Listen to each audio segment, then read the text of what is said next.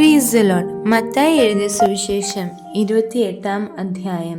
ശബ്ബത്ത് കഴിഞ്ഞ് ആഴ്ചവട്ടത്തിൻ്റെ 1-ാം ദിവസം വെളുക്കുമ്പോൾ മഗ്ദലക്കാരത്തി മറിയയും മറ്റേ മറിയയും കല്ലറ കാണുവാൻ ചെന്നു. പെട്ടെന്ന് വലിയൊരു ഭൂകമ്പം ഉണ്ടായി.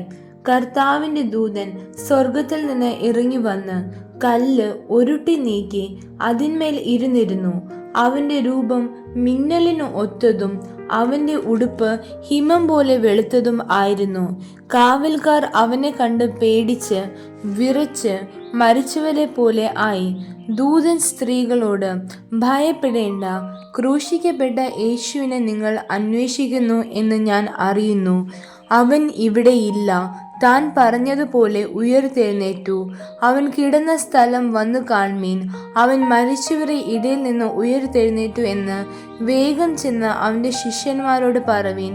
അവൻ നിങ്ങൾക്ക് മുമ്പേ ഗലീലയ്ക്ക് പോകുന്നു. അവിടെ നിങ്ങൾ അവനെ കാണും. ഞാൻ നിങ്ങളോട് പറഞ്ഞിരിക്കുന്നു എന്ന് പറഞ്ഞു. അങ്ങനെ അവർ വേഗത്തിൽ ഭയത്തോടും മഹാസന്തോഷത്തോടും കൂടി കല്ലറ വിട്ട് അവൻ്റെ ശിഷ്യന്മാരോട് അറിയിപ്പാൻ ഓടിപ്പോയി. എന്നാൽ യേശു അവരെ എതിരേറ്റ് നിങ്ങൾക്ക് വന്ദനം എന്ന് പറഞ്ഞു. അവർ അടുത്തു ചെന്ന് അവൻ്റെ കാൽ പിടിച്ച് അവനെ നമസ്കരിച്ചു. യേശു അവരോട്, ഭയപ്പെടേണ്ട, നിങ്ങൾ പോയി എൻ്റെ സഹോദരന്മാരോട് ഗലീലയ്ക്ക് പോകുവാൻ പറവീൻ. അവിടെ അവർ എന്നെ കാണുമെന്ന് പറഞ്ഞു. അവർ പോകുമ്പോൾ കാവൽ കൂട്ടത്തിൽ ചിലർ നഗരത്തിൽ ചെന്ന് സംഭവിച്ചതെല്ലാം മഹാപുരോഹിതന്മാരോട് അറിയിച്ചു. അവർ ഒന്നിച്ചുകൂടി മൂപ്പന്മാരുമായി ആലോചന കഴിച്ചു. പടയാളികൾക്ക് വേണ്ടുവോളം പണം കൊടുത്തു. അവന്റെ ശിഷ്യന്മാർ രാത്രിയിൽ വന്ന്, ഞങ്ങൾ ഉറങ്ങുമ്പോൾ അവനെ കൂട്ടിക്കൊണ്ടുപോയി എന്ന് പറവീൻ. വസ്തുത നാടുവാഴിയുടെ സന്നിധാനത്തിലെത്തി.